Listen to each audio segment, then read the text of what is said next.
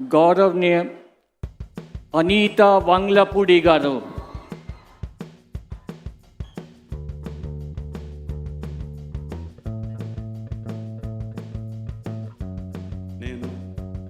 అనితా వంగలపూడి అనే నేను శాసనం ద్వారా నిర్మితమైన భారత రాజ్యాంగం పట్ల నిజమైన విశ్వాసం, విధేయత చూపుతానని, భారతదేశ సార్వభౌమాధికారాన్ని, సమగ్రతను కాపాడుతానని, ఆంధ్రప్రదేశ్ రాష్ట్ర మంత్రిగా నా కర్తవ్యాలను శ్రద్ధతో, అంతఃకరణ శుద్ధితో నిర్వహిస్తానని, భయం కానీ, పక్షపాతం కానీ, రాగద్వేషాలు కానీ లేకుండా రాజ్యాంగాన్ని, శాసనాలను అనుసరించి ప్రజలందరికీ న్యాయం చేకూరుస్తానని దైవ సాక్షిగా ప్రమాణం చేస్తున్నాను.